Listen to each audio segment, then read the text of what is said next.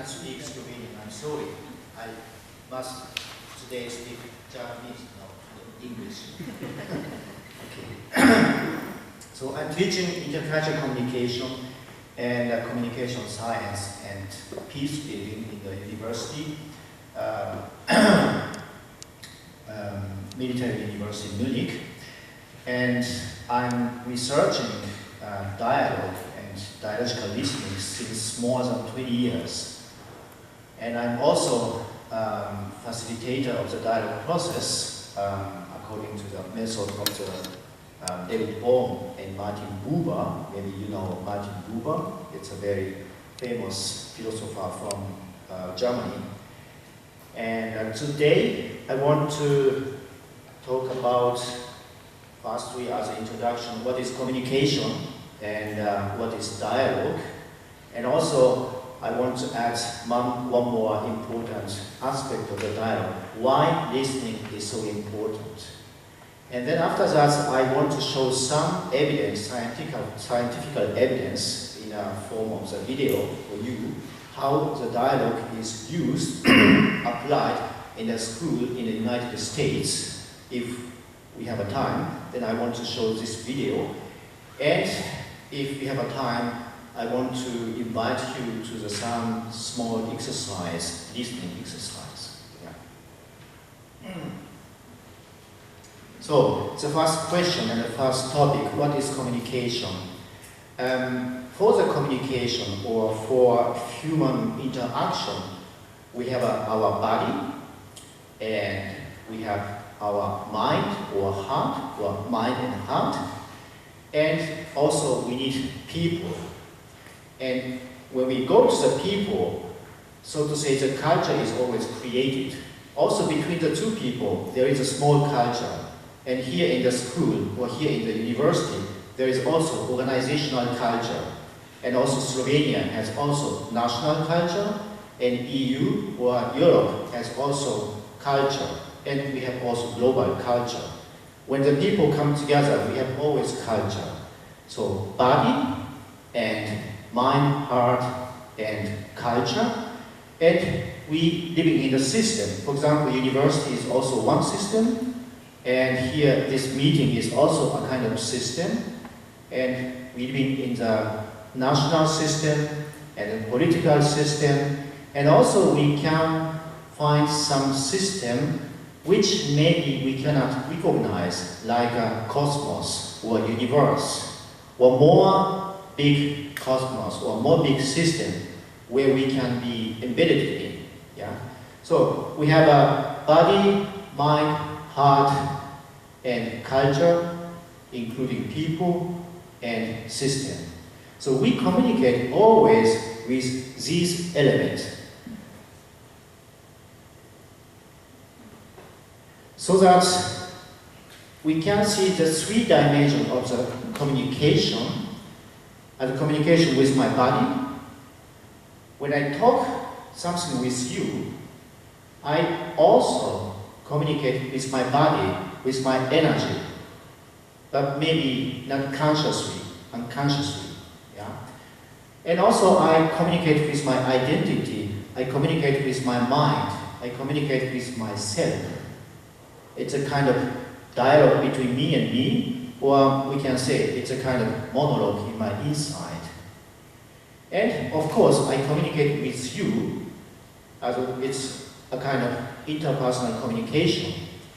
And also, unconsciously or consciously or underconsciously, we communicate with our system. It means I realize and I notice the context of the communication and the system and so on. So we have three dimensions of the communication: intrapersonal communication, communicating by body and mind, and interpersonal communication, which is always studied and researched in the communication science and linguistics. It's a, so to say, communication in the narrow meaning, interpersonal communication. And we have a third dimension, systemic communication. These are always what we are doing during our interaction, during our communication. And then what is dialogue? What is the difference between communication and dialogue? As under communication, we have many categories like debate, discussion. Yeah. And dialogue is also a kind of category under the communication. But my definition of the dialogue is a little confused, but when I have integrity in my inside, as integrity means I have no difference, I see no difference between my inside and my outside. It means I can say something what I am thinking. What I am thinking can be expressed everything. It is integrity. Yeah? When I have integrity, and when my person, my partner has also integrity, then the information sharing, which is always, so to say, the communication, this information sharing can be conveyed by the energy. So in the daily life term, we can say the communication is energetic. Yeah. But this energetic or communication sharing conveyed by energy is always taking place when I have integrity and when the people have also integrity. And in such a communication, we must develop competence to resonate and synchronize with such a communication energy among the people who has, so to say, integrity in the mind. And then we have a chance to unify the diversity in organization or in the society and create something new, create a social responsibility and so on by such a dialogical communication. And so that we must always aware of two dimensions of communication. Person in communication, we always communicate with person, and at the same time, we want to aware of this kind of energy between the people, among the people, in the dialogical communication.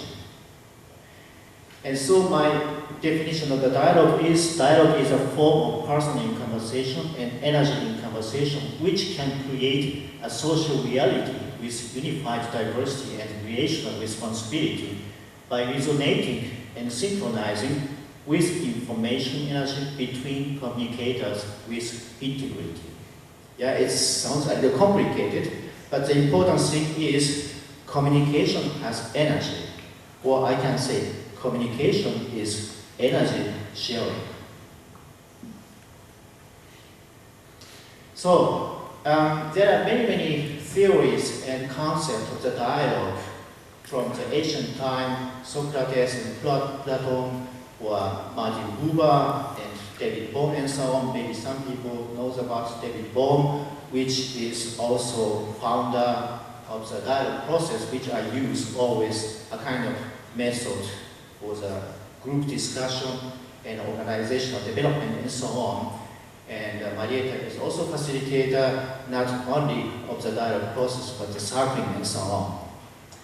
And one of the theories by David Bohm says the dialogue skill speak in a way that makes it possible for others to listen, of course. And then we have some maxim, speaking in theory and be brief, slowing down, being open, treating productively, observing the observer and so on. I have no time to explain more deeply, but if you want to know about what does it mean, I can send you some papers about about these skills. And the second dialogue skill, which is more important than the speaking skill, is listening in a way that makes it possible for others to speak. And then we have some maxims, listening to another person carefully. Of course, it is always said, also in the school, in the organization, in the university. And assuming the attitude of the learner, we are always learner. Also, I'm a teacher, but also I'm a learner. And I want to have such an attitude as a learner. And having a radical respect for the partner, accept you as you are, radical respect, and having an inquisitive attitude. We want to always inquire, we want to always know something. Yeah? And such attitude and competencies are necessary for the both skill, speaking skill and listening skill. And as I have said, listening skill is more important than the speaking skill. Suspending assumption and judgment, it's a little difficult maxim. As suspending assumption and judgment as it means, we have always stereotype and prejudices. When I came onto the stage, maybe we have some stereotype and prejudices. Why is here Asian guy from Germany, and why he is living in Germany? Also, I look at the Asiatic and so on. Maybe you have some stereotype here. And this stereotype, everybody has a stereotype, and it is not easy, far from or beyond this stereotype, but it is possible to suspend these stereotypes and prejudices. Suspend means show this suspend for yourself, and it's enough. You don't have to be, or you don't have to escape from this suspect or stereotype and prejudices. It is not easy, but it is easy to show these stereotypes which you have just for you, for yourself. And then you can change your attitude. And of course, when you speak out your stereotypes, what you have, and then communication atmosphere can also change.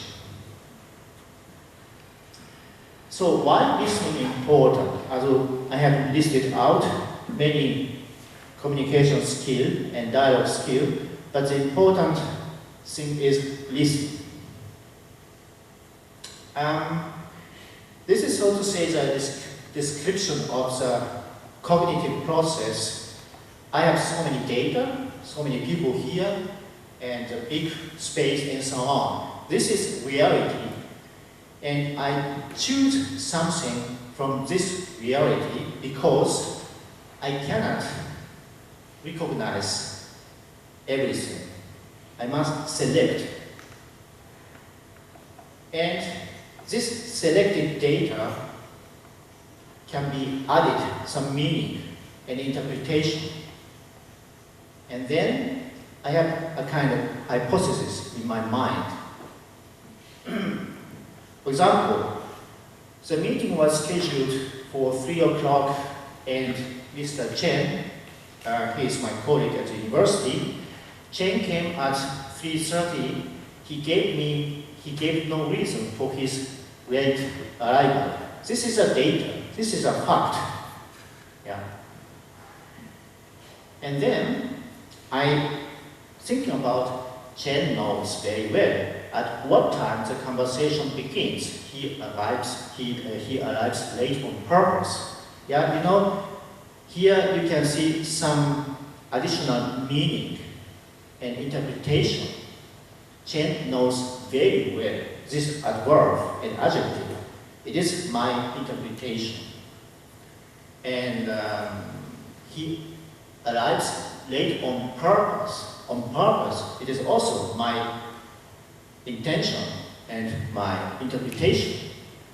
Then after that, I think Chen is always late. Yeah, as these two words, always and late.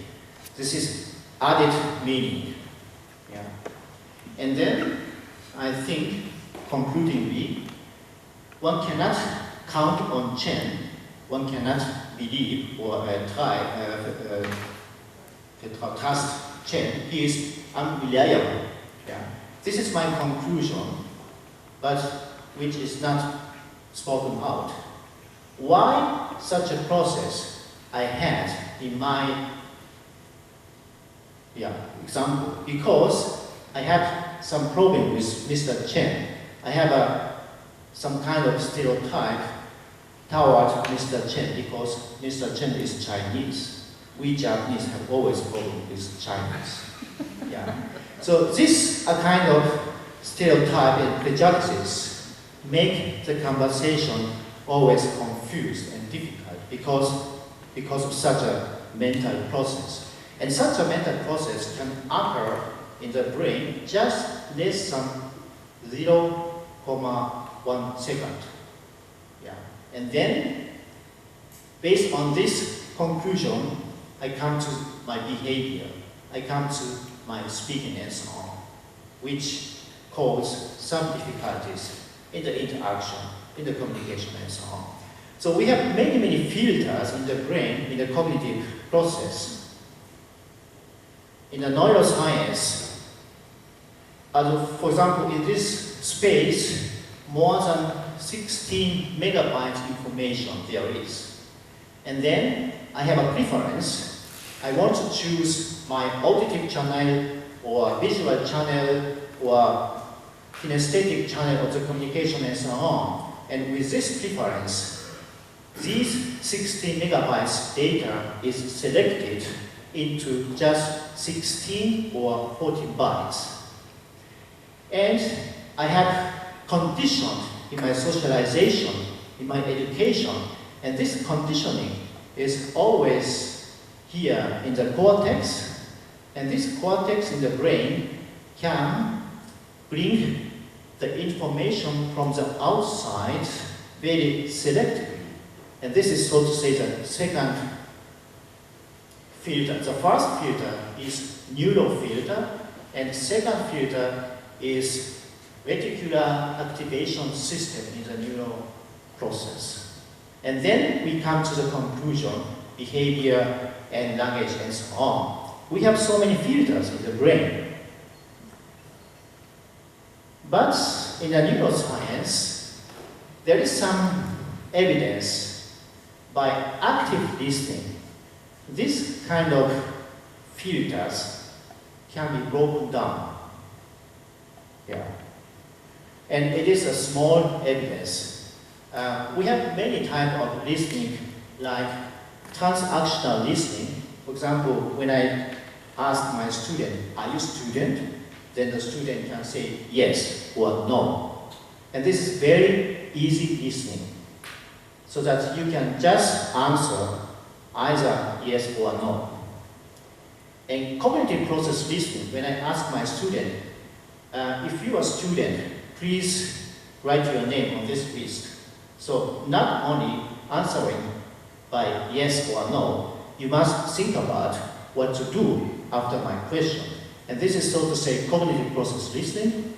And emotional outcome listening, when the teacher says in the classroom, yesterday I had a sad things, and today I have very bad news for you. So you are ready to listen to something from me with your emotion. Yeah? And this is, so to say, emotional outcome listening. And postural listening, for example, in the discussion at the university, also in the discussion in your workplace, maybe you want to win by discussion.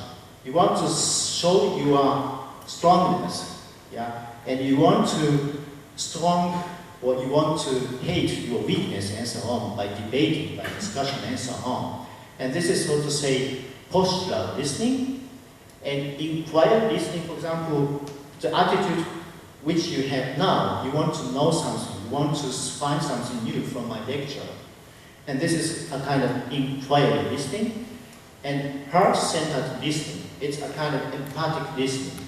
As listening, and at the same time, you can put yourself on the other perspective.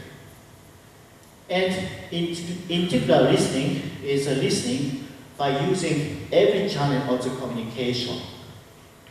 An auditive channel, and visual channel, and kinesthetic channel, and also proprioceptive channel. It's a kind of channel with our organ in our body and so on. Yeah? You can use all channels of communication and listen very actively. And neuroscience says active listening can activate our neuronal process by producing more hemoglobin.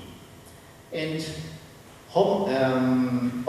oxygenated hemoglobin. It means when we listen very actively, then a kind of hemoglobin is created in the brain, and which can bring more oxygen in our brain. And we need always oxygen and energy for our brain. And with this new oxygen and brain power, we can somehow let these filters fall down.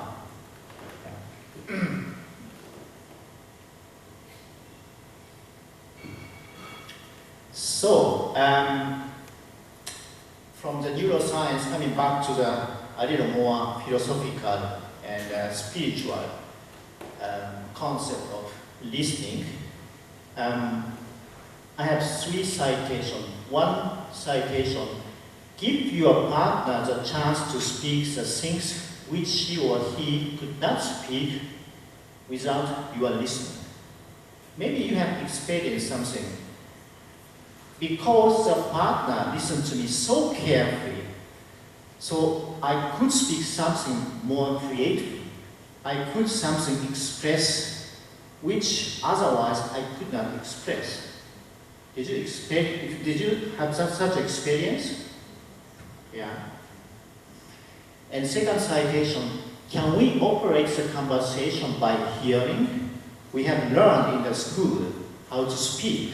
Of course, I have learned very small and few times how to listen and so on. But mainly in the school and in the university, we have learned how to speak.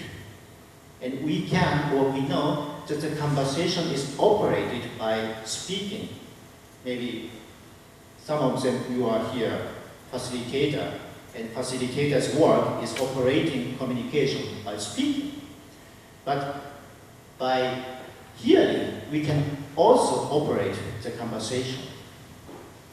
And third citation: I don't know what I have said before I hear the answer of my partner. It's a very famous constructionist thinking by Watzlawick. With these 3 thinking and concept of listening, I want to invite you to the small exercise now. Maybe we have a time. Yes. Maybe you can find your partner with a neighborhood left side or right side and make a small conversation with this partner. Yeah? Are you ready? It's okay? Yeah? And person A and person B. And person A and person B, what they want to do is just person A talk something just for 5 minutes, and person B just listen to what is spoken by person A. But the important thing is that the person B don't disturb during the person A talk.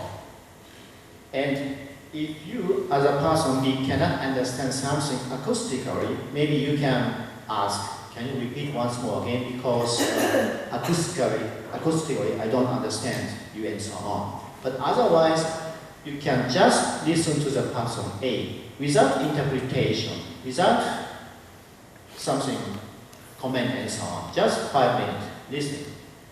And after that, person B give a feedback by saying what was talked by person A without interpretation.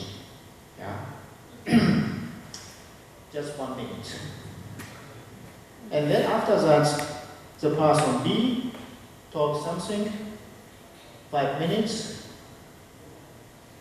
and then person A gives a feedback just for 1 minute. Yeah?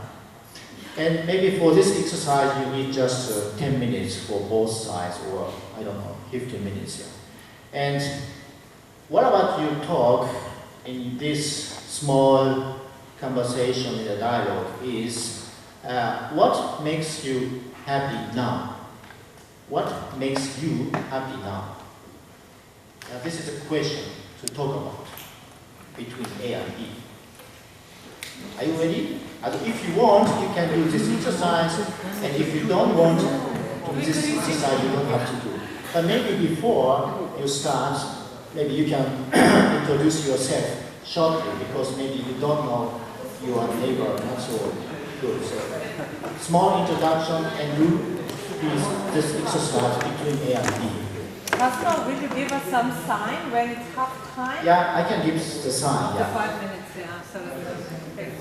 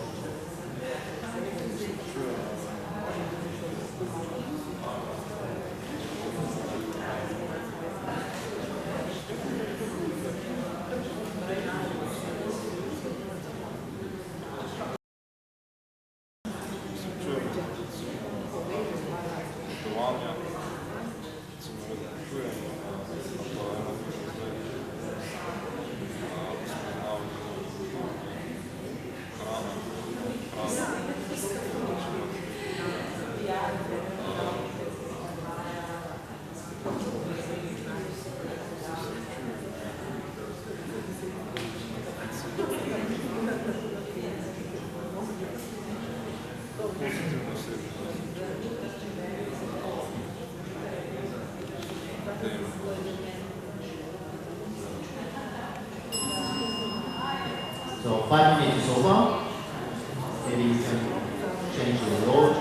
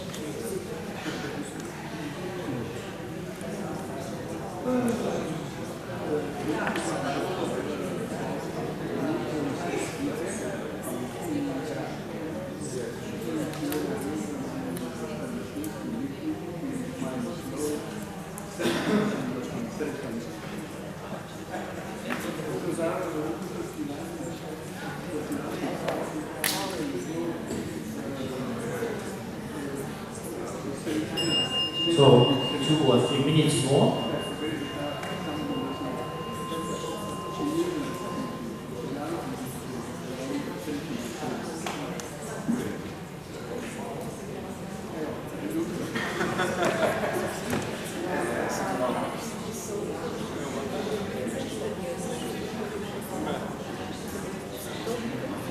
Grazie.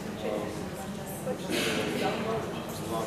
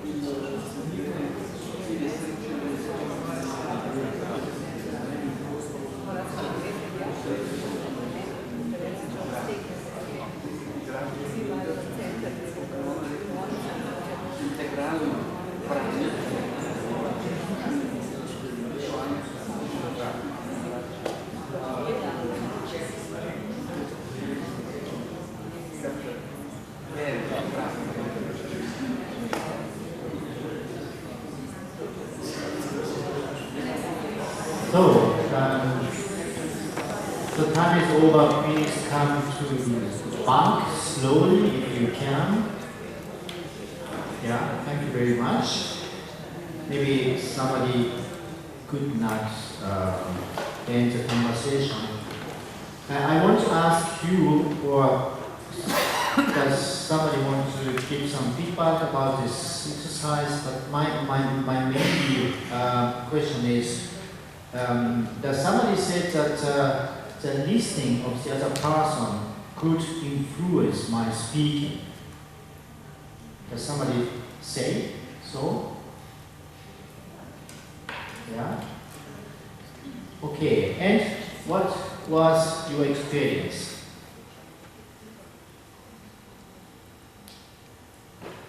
Yes?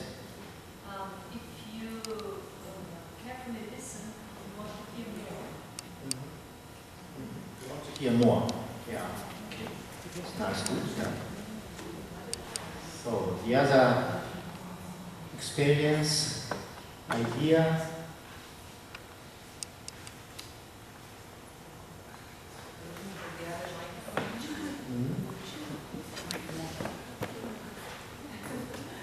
There's another one. Maybe. Yeah, please. You don't know what to expect first. You don't know what to expect from a person who is talking to you. So that's why it's interesting for me. Yeah. Okay. Thank you.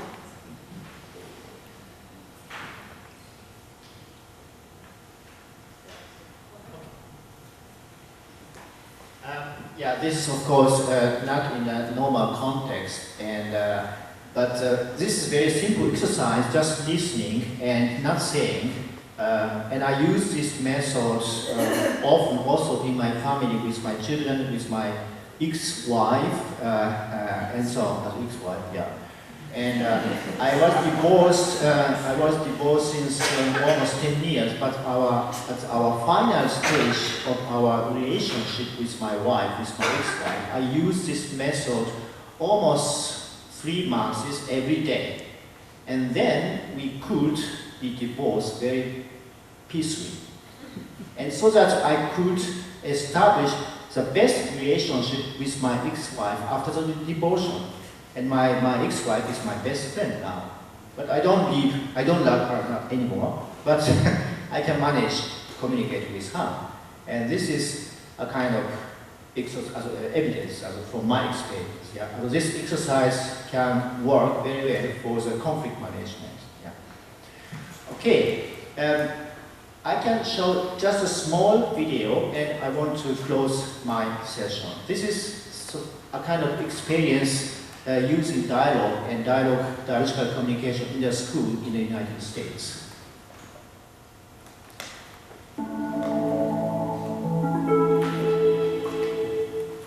Before I started doing circles in my class, I found it very difficult to start the academic day. Students had things that they wanted to share that had happened with them, things they were concerned about, and I had a very long line of about 25 to 30 students every morning wanting to share personal time with me.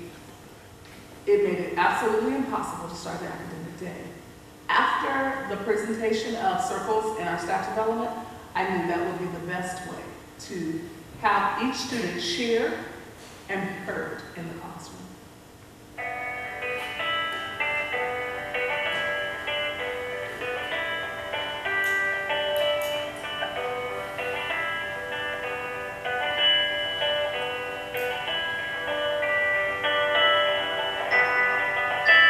Here at Glenview, every teacher holds circles for classroom management, for resolving conflicts, and also to involve students in activities. Every day, I begin with mindfulness to really get the students focused and centered and ready for learning.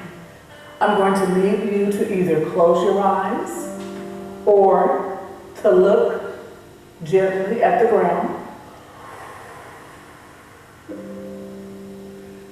The next thing I do in circle is a check-in with a scale from 1 to 5. This allows me to assess whether or not they're ready to learn. Okay, I'm a 5, and I have a lot of things I need to get done today, but I'm looking forward to getting them done. Would anyone else like to share why you're a 5 today? Today I'm a 5 because I can't wait for Spirit Week. I'm a 1 because my head still hurts from Sunday. In order to keep order in a circle, we use a talking piece, which is a symbolic piece to signify who has the floor, who's able to speak. At the beginning of the year, I asked the students what topics they feel as a class we need to discuss. The students write the topics and we place them in the cup. Our next topic is going to be about stop bullying. How can you stop bullying? But I think since most bullies bully through pain, you can try to see if you can help or make them feel better. If you see someone getting bullied, stand up for that person and tell the bully firmly and strong to stop bullying. I like the idea of not being a bystander, because that's somewhat being part of the bullying process. If you see it happening and you don't say anything. But it takes a lot of bravery, a lot of courage to say, hey, that's not right. Okay, I cannot show you everything in this film, but you can find also in YouTube, and this video is made by this school because this school got many hours from the Education Department Ministry from the United States because of the rapid competence development of the student, not only social skill, but also subjective skill like mathematics and so on. And that's why, because this school used this visualized dialogue process was happening in the school every morning. Okay, thank you very much. If you have a question, maybe I can be there here, 10 minutes to 20 minutes in the break time, and I can make a small conversation with you. Thank you very much.